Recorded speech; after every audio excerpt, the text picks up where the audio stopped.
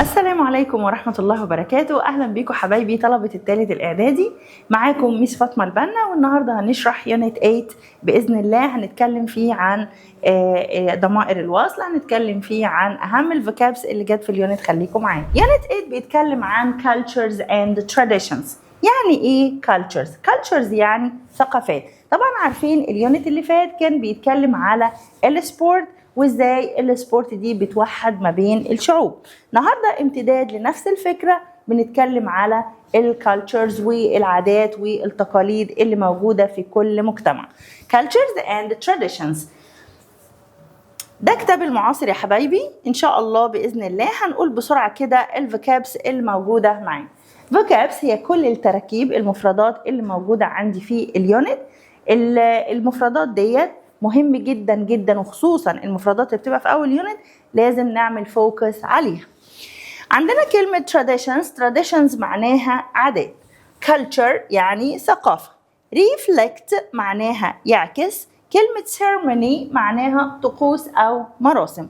harmony معناها توافق أو تناغم. identity شخصية أو هوية. the elderly كبار السن. كلمة wisdom معناها حكمة. connected معناها مرتبط أو متصل. celebrations احتفالات. كلمة gather معناها يجمع أو يتجمع. وعندي كلمة patience يعني صبر. أنا كل مرة بنبه على الحاجات الصغيرة اللي موجودة جنب الكلمات. This is parts of speech، يعني ديت أجزاء الكلام. يعني إحنا مثلا عندنا هنا كلمة connected موجود جنبها adj. adj دي يعني إيه؟ adj دي معناها مرتبط أو متصل. يبقى adj دي اختصار ل adjective. adjective معناها إيه يا ولاد؟ معناها صفة. طب الإن اختصار لإيه؟ اختصار للناون. طيب هي الحاجات دي هتفيدنا؟ طبعا، عشان عندنا السؤال الاختياري بيجي يقول لك to form a noun عشان تكون الاسم بتعمل ايه؟ to form an adjective عشان تكون الصفة بتعمل ايه؟ فالحاجات ديت مهمة جدا انك تعرف نوع الكلمة. خلاص؟ طيب كلمة gather باين قوي ان هي فعل. gather معناها يجمع، والاي دي اللي جنبها معناها ان الفعل دوت فعل regular يعني فعل منتظم، يعني لو راح الماضي هيبقى اخره اي دي. طيب وفي دي اختصار لايه؟ اختصار لفيرب. بعد كده عندنا كلمة patience اللي هو الصبر. الكلمة دي noun. طيب تعالى ناخد تدريب تلقائي على الكلمات دي. identity, harmony, reflect, ceremony, patience. مطلوب مني اني fill in gaps. انا هكمل بواحدة من هذه الكلمات. the clear lake معناها بحيرة، وكلمة clear معناها صافي. the clear lake، وفي هنا space the image of the mountains like a mirror. image معناها صورة، فأنا عايزة أقول إن الليك دي بتعكس الصورة بتاعة الماونتينز اللي هي الجبال. فاحنا هنعمل ايه؟ هنختار كلمة من هنا. عندي كلمة patience صبر. ceremony معناها احتفال. عندي reflect يعكس. harmony انا واضح هنا ان انا عايز ايه؟ ان انا عايز verb. انا هنا محتاج verb. يبقى انا عندي the clear lake ده السبجكت بتاعي. انا هنا محتاج verb بتعكس الامج. يبقى احنا عندنا reflect. this is number 1. the school held a special. held معناها أقامت. أوكي؟ أقامت special what to honor the top students. هي عايزة تعمل تكريم للtop students. فيا ترى هتعمل إيه؟ هتعمل identity هوية، هتعمل harmony، ولا هتعمل ceremony، ولا هتعمل patience؟ هتعمل ceremony، هتعمل احتفال. الceremony. طيب Number 3. Good teamwork creates. الteamwork بيعمل ايه؟ among classmates. among معناها بين، ودي بين أكتر من واحد، لأن كلمة between معناها بين two فقط، إنما عندنا كلمة among بين أكتر من واحد. تمام؟ طيب الteamwork ده بيخلق ايه ما بين الكلاسميتس اللي هم أصدقاء في الفصل؟ بيخلق ايه يا ولاد؟ بيخلق harmony. يعني balance بيعمل تجانس توافق تناغم. Number 4 our clothes and language show our cultural what. الملابس واللغة بيوضحوا الكالتشرال ايه؟ الكالتشرال identity ولا الكالتشرال patience معناها صبر. بيبين الهوية الثقافية. اوكي يبقى انا محتاج كلمة identity and this is number 4. حلو قوي. بعد كده هناخد مجموعة تانية من الكلمات. زي ما قلت الكلمات دي مهمة جدا جدا جدا. طيب كلمة celebrate معناها يحتفل، appear يظهر، festivals مهرجانات وأعياد. عندي كلمة relatives معناها أقارب، honor شرف أو تكريم، خلي بالك ال H عندي silent، honor honesty. أوكي عندي كلمة greet معناها يحيي، ودي في فرق بينها وما بين كلمة great. great معناها رائع أو عظيم، إنما great هنا this is a verb. أدي دي كلمة great وgreat دي adjective. حلو قوي. يبقى أنا عندي كلمة great معناها يحيي. أوكي طيب perform معناها يؤدي. seasonal معناها موسمي، ناخد بالنا من ال AL. ال AL من علامات الادجكتيف، من علامات الصفة. To form an adjective we add AL at the end of the word. يعني بنضيف AL في نهاية الكلمة. بعد كده عندي كلمة massive معناها ضخم أو هائل. snow sculptures معناها تماثيل من الجليد. بعد كده عندي كلمة creativity، برضو ال ITY من علامات الاسم، من الحاجات اللي بتكون لي الاسم. community spirit الروح المجتمعية، روح الكوميونتي. طيب كلمة alike معناها متشابه، وخلي بالك ان ال A stick with like، يعني ال A لازقة في كلمة like. you see مش ال A بعيدة عن like، no ال A قريبة من كلمة like. alike tourist معناها سائح. طيب كلمة gathering ال ING برضو من علامات النون. gathering اللي هو الاجتماع أو التجمع، احنا قلناها فوق إن gather معناها يجمع. كلمة foreign ال G هيجي بعدها N، مش هتتنطق هتبقى silent، وكلمة foreign معناها أجنبي. عندنا كلمة Easter وهو عيد القيامة. weddings حفلات الزفاف. transformation معناها تحول أو تبدل، برضو هناخد بالنا إن ال ATION من علامات الاسم. كلمة region معناها منطقة. gifts يعني هدايا. كلمة feast معناها وليمة أو عيد. importance أهمية. كويس أوي. تعالوا مع بعض نشوف حاجة تانية نكمل. كلمة guest يعني ضيف. طب مين الشاطر اللي يقول لي المضيف بقى، الشخص اللي بيستضيف الناس، يبقى اسمه ايه؟ فكر معايا كده، اسمه ايه؟ اسمه host. very good برافو عليك. فأنا عندي كلمة guest. كلمة ignore معناها ايه؟ معناها يتجاهل. ignore يتجاهل. كلمة preserve يحافظ أو يحمي. consider يعتبر أو يفكر. عندي كلمة source معناها مصدر. record معناها يسجل. record. كلمة record معناها يسجل. interview أو interview عايز تقولها American أو British براحتك. interview معناها مقابلة رسمية. كلمة talented معناها موهوب يعني he has many skills، عنده موهبة. he has a talent. cultural ثقافي، قلنا ال AL من علامات الصفر. طبعا ال E دي نفس الحكاية من علامات الصفر. طيب نبص كده على بقية الكلمات. عندنا كلمة culture معناها ثقافة. يعني ايه ثقافة؟ هنا الديفينيشنز بقى. الديفينيشنز دي يا حبايبي مهمة جدا، لأنه في سؤال لما بيجي يسألني على الكلمات بيبقى السؤال على ايه؟ يا إما تعريف، يا اما السينونيم or the antonym المرادف والمضاد، يا اما يقول لك الكلمه دي هيتغير البارت اوف سبيتش نوعها حسب ايه. يعني احنا مثلا هنجيب في الاول prefix، البريفكس ده عباره عن ايه او اسمه ايه، والسفكس ايه. الكلمه دي مثلا نوعها عكسها. كل الاسئله بتاعه الكلمات على هذا الوضع. طيب فهنا كلمة culture معناها يبقى احنا هنا ايه؟ بنتكلم على ال definitions، احنا بنتكلم عن تعريف الكلمة. طيب كلمة culture the way of life of a group of people، طريقة حياة مجموعة من الناس. اوكي؟ طريقة حياة مجموعة من الناس دي اسمها ثقافة. بعد كده عندي كلمة identity الهوية who someone is، هو ايه؟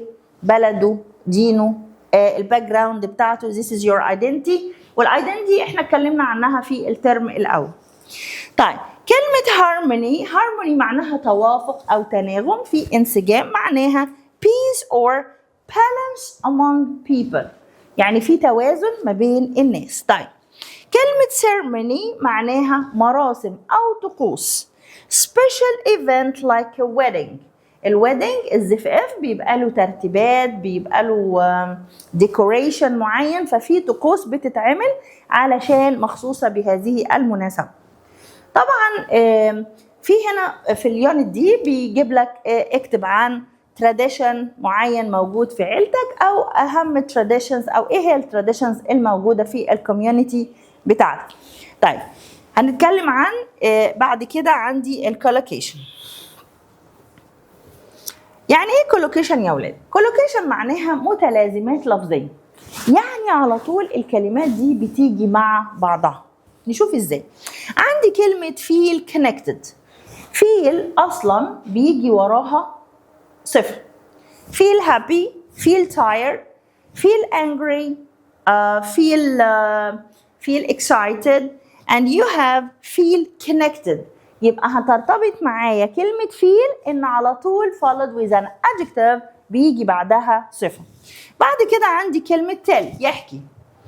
tell a story، tell a story يحكي قصة. reflects بيعكس، reflect بيعكس kindness تعاطف، أو بيعكس respect احترام، بيعكس تعاطف أو احترام. show creativity يظهر إبداع، show creativity. exchange gifts، exchange it means يتبادل الهدايا. build sculptures يعني يصنع تماثيل. وفي الآخر عندي كلمة bring joy يعني يجلب الفرح.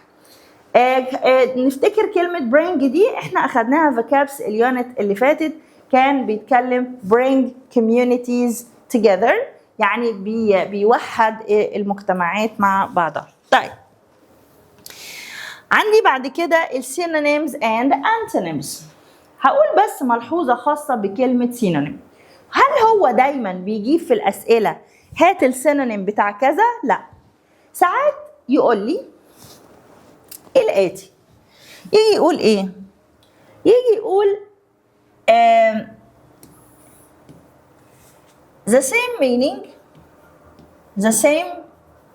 meaning أو the closest meaning، المعنى الأقرب. closest المعنى الأقرب. أو يجي يقول لك الكلمة دي means معناها كذا. يبقى هو هنا عايز السينونيم. يبقى تاني لما بيسأل عن المرادف ممكن يعمل إيه؟ ممكن يعمل the same meaning، يقول مثلا حاجة have the same meaning، ممكن يقول the closest meaning، ممكن يقول الورد دي means كذا معناها كذا. تمام؟ بعد كده عندي الانتونيم. الانتونيم اللي هو المضاد، يعني الأوبوزيت بتاع الكلمة. كلمة antonym equal opposite. يقول لي الكلمة دي opposite للكلمة دي أو antonym بتاعها كذا. طيب نيجي عند كلمة connected. connected معناها متصل، هي كلمة join. so الاتنين دول ايه؟ synonyms. الأوبوزيت بتاعهم العكس بتاعهم أو المضاد separated يعني غير متصل، separated منفصل. disconnected. هناخد بالنا من حاجة إن البريفكس this prefix بادئة معناها not، يعني not connected. فبسهولة connected الأوبوزيت بتاعها disconnected. So إحنا بنزود we add this يبقى البريفكس this to give the antonym of the word connected. يبقى إحنا بنزود this علشان ندي المضاد بتاع كلمة connected. بعد كده عندي كلمة common معناها شائع أو معروف، بتساوي في المعنى كلمة usual يعني popular، والأوبوزيت بتاعهم unusual أو special. حلوة أوي. برضو نفس الحكاية usual unusual. معناها not like this معناها not، وon برضو معناها not. عندي كلمة joy معناها سعادة وفرح، بتساوي كلمة pleasure وعكسها sadness. دايما الsuffix ness بيديني النون ness happiness sadness kindness you know.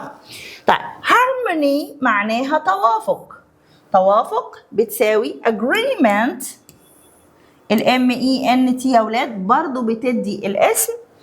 balance معناها توازن وعكسها disagreement. اوكي لو انت عايز تحفظ كلمة كبيرة you have to split it into syllables، يعني قسمها الى مقاطع عشان يبقى سهل انك تحفظها. خلاص. وبعد كده عندي كلمة conflict معناها صراع. اوكي طيب massive معناها ضخم، هي كلمة enormous، هي كلمة huge. وخلي بالك من huge لان huge لو حضرتك نسيت الاي بقت معناها hug، وhug معناها yes حط. عكسها كلمة tiny أو very small tiny very small. كلمة tiny صغير جدا. اوكي طيب عندي seasonal. كلمة season معناها موسم، زودت لها al to make the adjective عشان اعمل منها الصفة، يرتبط في دماغنا على طول al بالصفة، al صفة. طيب يبقى انا زودت لها al وعكسها temporary occasional. الأوبوزيت بتاعها constant أو continuous يعني دائم ومستمر. كويس. طيب النقطة المهمة اللي بعد كده خاصة بالكلمات وبندقق عليها عشان احنا دلوقتي لما نيجي ناخد تدريب على حل الكلمات يبقى الموضوع بالنسبة لنا سهل. طيب عندي البريفكس دي معناها بداية. طيب احنا يا مس بنتلخبط، نحل القصة دي ازاي؟ هفكرها لك بحاجة سهلة قوي. عارف كلمة بداية بتبدأ ب بداية، وبريفكس ب برضو بتبدأ ب حرف البي، يبقى الاتنين ب بداية بريفكس the same. يبقى أنا عندي بريفكس suffix معناها نهاية اللي بيجي في آخر الكلام. طيب FUL بتعمل إيه؟ بتعمل صفة. إزاي؟ كلمة joy معناها فرحة، نوع الكلمة اسم. لو أنا جيت زودت لها FUL يبقى أنا كده عملت إيه؟ كونت the adjective. عندي ION بتعمل إيه؟ بتعمل الاسم، بتكون الاسم من الفعل. يعني أنا عندي الفعل celebrate أحط لها ION، أزود لها ION في الآخر بقت celebration، هي كده اتحولت إلى noun. بعد كده الإي دي بتعمل الصفة. تعال نشوف كلمة connect معناها يوصل. طيب connected مرتبط أو متصل.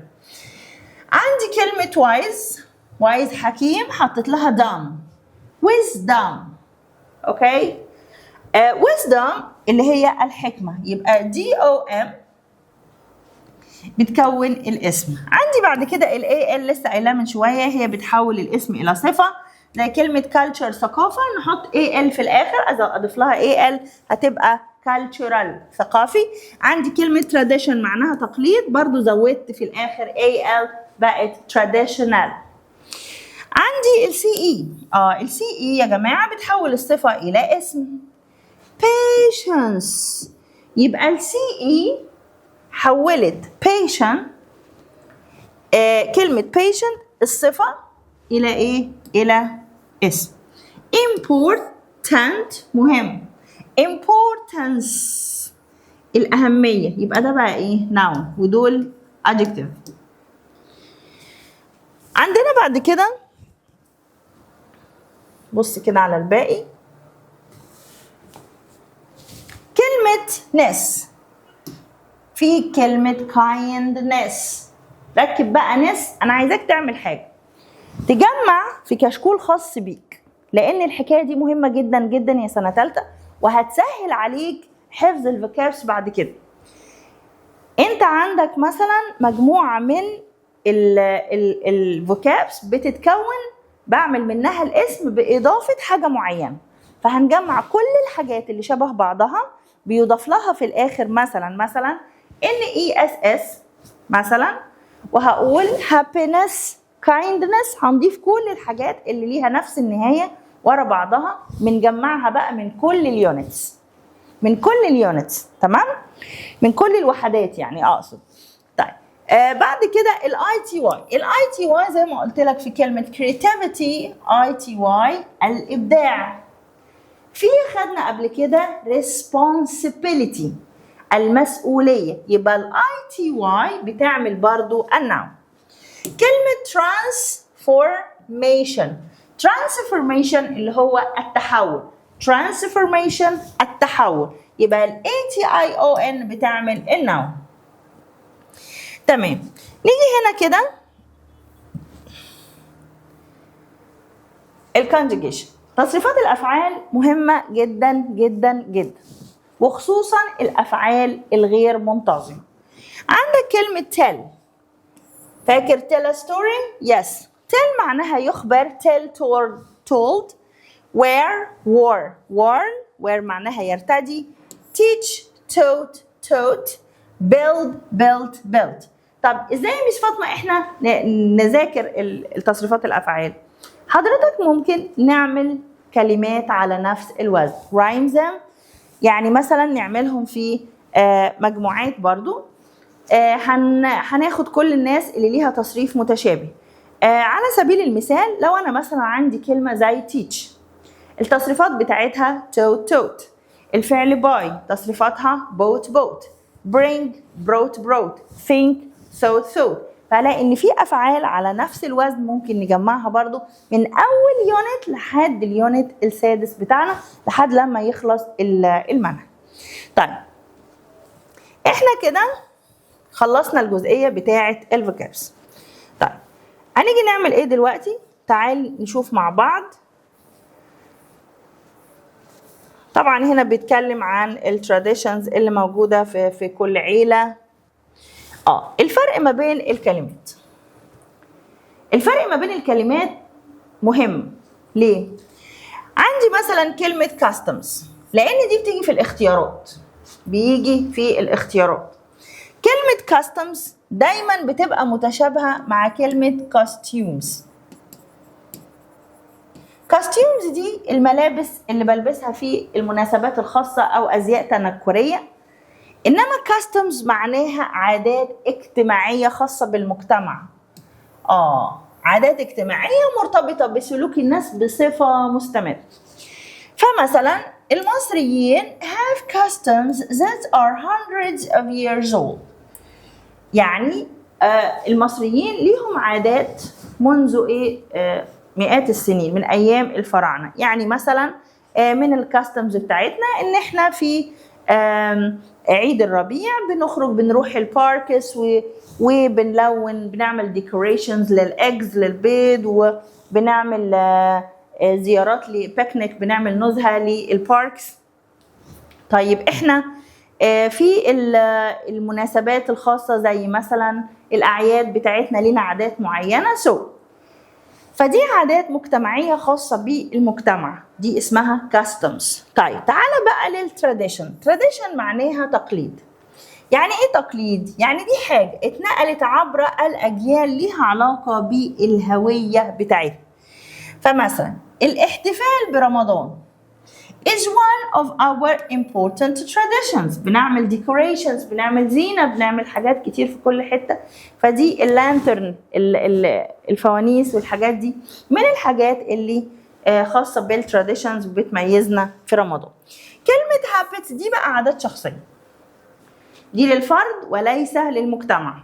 اوكي، يبقى custom عادة للمجتمع كله، انما tradition انما كلمة habit دي عادة شخصية. بعد كده هنيجي ننتقل لكلمة ايه؟ ceremony. انتهينا من كلمة habits والفرق بينها وما بين كلمة custom. نيجي دلوقتي للفرق ما بين كلمة ceremony. ceremony معناها طقس أو مراسم، دي بتبقى رسمية ليها خطوات وشكل معين. يعني الحفل الزفاف مثلا started at 7 p.m. يعني المراسم أو هيبدأ الفقرات والحاجات بتاعته من أول الساعة كذا. يبقى الويدنج بيبقى له ceremony. طيب celebration احتفال مثلا بأي حدث سعيد هنعمل celebration. قال لك we had a celebration for my brother's birthday، يعني عملنا احتفال بمولد my brother. feast معناها وليمة أو احتفال بالطعام. Egyptians celebrate عيد الفطر with a big feast. في عندنا وليمة أو إفطار ساعة أذان المغرب. This is feast. إنما كلمة festival زي عيد الربيع كده، فبيقول the spring festival in China is famous، يعني يكون مشهور. طيب دي بالنسبة للفرق ما بين الكلمات. في عندي expressions مهمة. الاكسبريشنز دي مثلا عندي كلمة step by step معناها خطوة بخطوة. source of wisdom مصدر الحكمة. passed to new generations يعني انتقلت للأجيال الجديدة. كلمة real life stories قصص من الواقع. exchange gifts يتبادل الهدايا. الحاجات دي بتنفعني في ايه يا ولاد؟ عارف الفقرة اللي بيبقى فيها 4 فراغات بتاعة فيلن جابس؟ الحاجات دي بتساعدني كتير قوي علشان اعمل فيلن جابس، هي والكولوكيشن المتلازمات اللفظية اللي احنا قلنا عليها في الاول. طيب عندي light up the winter city تضيء المدينة الشتوية. draw people and tourists alike معناها بتجذب الأشخاص والسائحين على حد سواء. connected to معناها مرتبط بيه، و common for شائع بين، rich in دي حروف الجر اللي بتيجي مع الأفعال. وعندي care for معناها يعتني بيه. طيب care for بتساوي look after. يعتني بيه. طيب تعال نشوف الاكسرسايز اللي على الفوكابس. هناخد اكسرسايز بسيط هيبقى تدريب على الكلمات اللي احنا قلناها، وبعد كده هننتقل للبارت اللي بعد كده. في عندنا we must show respect. يعني ايه show respect؟ يعني يظهر الاحترام والتعاطف to the not in our community. لمين يا ولاد؟ للelderly اللي هم كبار السن. subjects ما تنفعش لانها مواد دراسيه، lessons دروس، ورeflection انعكاس، فمش هيبقى عندي غير كلمه elderly يعني كبار السن. number 2 her wedding was amazing. احنا عايزين نقول لسه قايلين من شويه الاحتفال او طقوس الزفاف كانت amazing. اوكي طيب أي واحدة هنا؟ كلمة ceremony احتفال، سينما روب، حبل، منيو، قائمة طعام، فبقى عندي كلمة ceremony. number 3 the teacher told the students المدرس أخبر التلاميذ that success needs hard work. النجاح يحتاج hard work وإيه؟ وtradition ولا festival ولا ceremony ولا patience؟ يحتاج إلى صبر، فعلا يحتاج إلى patience اللي هو صبر. If you have what? You can make good decisions. عندي كلمة make بتيجي مع decisions يا ولاد. make decisions يعني بيصنع قرار. عندي كلمة enemy is أعداء، agriculture زراعة، wisdom حكمة، و illness يعني مرض. نرجع للجملة if you have، لو أنت عندك إيه هتاخد قرارات جيدة، يبقى if you have wisdom. very good.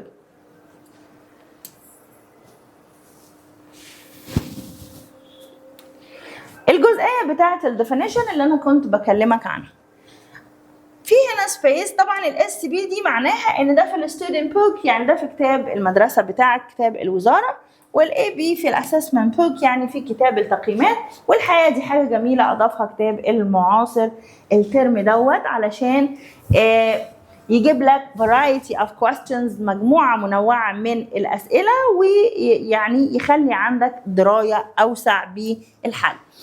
في هنا سبيس وبعدين معناها peace or balance. بالانس توازن، توافق، تناغم. برافو عليك. وسمع حد بيقول harmony. طيب guess the meaning، خمن المعنى.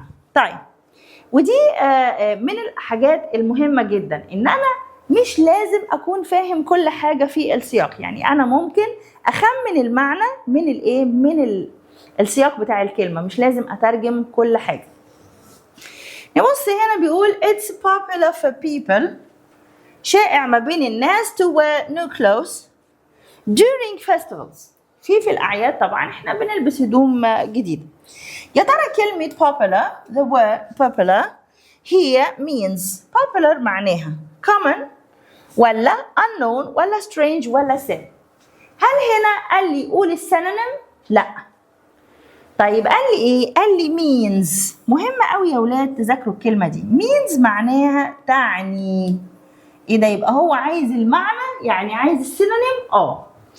يبقى common و popular have the same meaning، ليهم نفس المعنى. طيب نبص هنا كده. بص يا ولاد، بسم الله الرحمن الرحيم. عندي رقم 8 برضو كلمة في الستودنت بوك. الجملة دي موجودة في كتاب التلميذ، بيقول لك traditions are.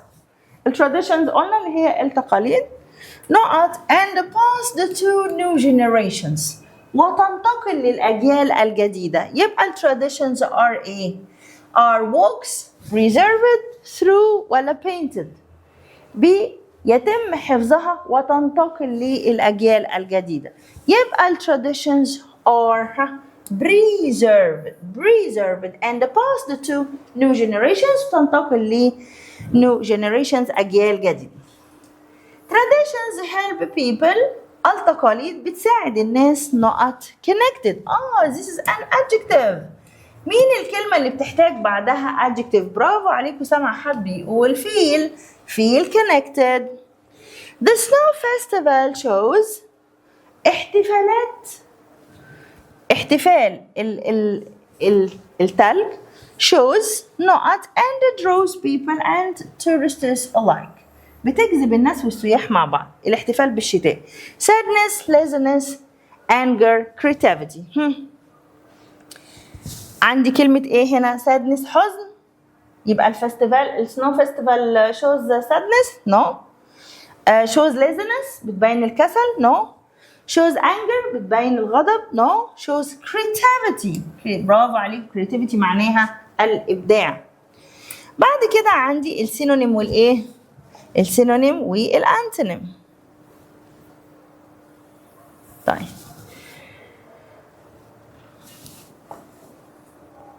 The children shouted with joy when they saw the gifts.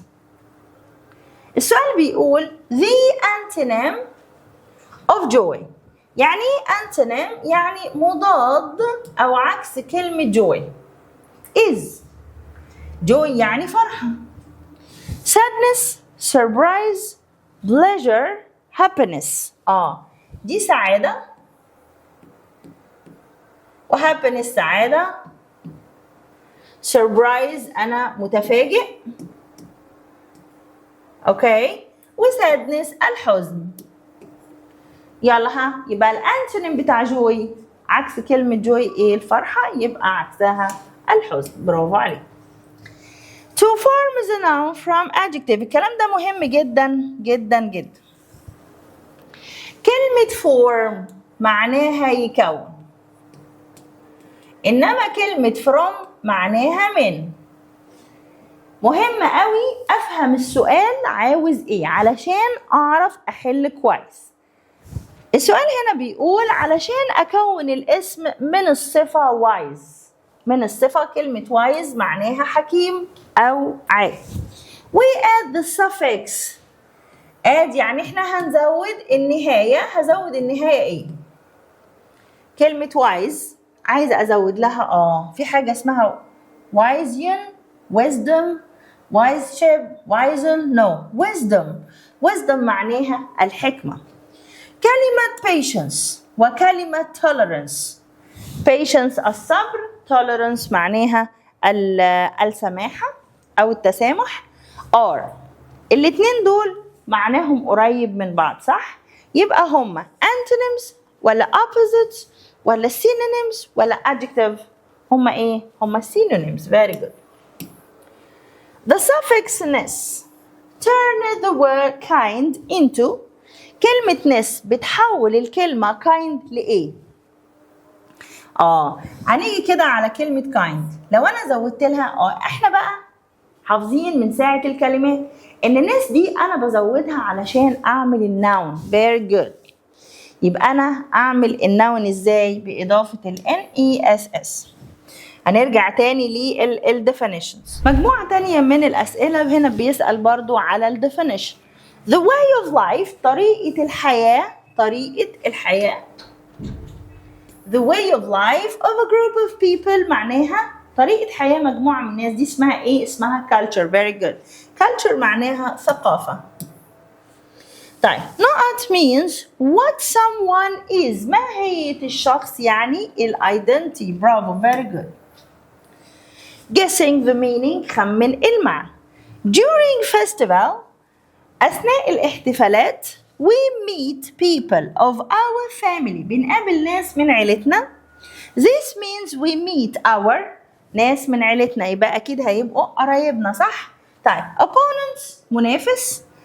rivals نفس المعنى منافس. enemies أعداء. ما بقاش عندي غير كلمة relatives معناها أقارب. وفي هنا space our guests warmly يعني إيه بيرحب؟ برافو عليك. chopped bait shouted greeted. greeted معناها يحيي أو يرحب بيه. طيب السؤال اللي بعد كده بيقول my brother is not at drawing. he draws. الجملة اللي بعدها بتوضح. he draws a lot of nice paintings. بيرسم nice paintings كتير. يبقى هو ايه؟ talented. very good. يبقى talented معناها موهوب. families always not at gifts with each other at festivals. يعني ايه يتبادلون الهدايا؟ steal يسرق. no. stay يبقى. no. exchange يتبادل. very good. so exchange is the word. my grandpa جدي used to. فاكر used to بتاعت اليونت اللي فات؟ not us funny stories. كلمة stories معناها قصص. طيب يحكي قصص يعني tell stories. طيب ليه جايبينها في المصدر؟ very good لأنها بعد used to. السينونيم والأنت لا لسه في واحدة رقم 22 your culture and traditions not your kindness. الكالتشر الثقافة. التراديشنز التقاليد بتعكس reflect your kindness. طيب بعد كده the word connected. كلمة connected معناها connected is the opposite. very good. احنا عندنا كلمة opposite قلنا اللي هي عكس الكلمة. عكس كلمة connected قلنا بنزود لها ايه في الاخر؟ this. يبقى disconnected معنى غير متصل. يبقى popular common separated ولا joined؟ separated طبعا لان كلمة separated معناها disconnected. to get the adjective عشان احصل على الادجكتيف الصفة of the word the culture. قلنا الصفة الصفة يبقى انا هزود ايه في الاخر؟ هزود al. very good. cultural يبقى هزود النهاية al. the word مثلا has the same meaning. كلمة massive ليها نفس معنى كلمة massive معناها enormous, very big, huge. ليها نفس معنى كلمة ايه؟ has the same meaning، يعني يبقى هو هنا عايز مني المرادف السينونيم. tiny, enormous, small, weak، لا تبقى كلمة enormous. طيب بكده يبقى احنا اخدنا مراجعة سريعة وعرفنا الكلمات اللي جت في اول يونت 8. ان شاء الله باذن الرحمن استنوني في فيديو تاني هشرح فيه الجرامر الخاص باليونت الريلاتيف بروناونز، وقاعدة سهلة جدا. كان معاكم فاطمة البنا، والسلام عليكم ورحمة الله وبركاته.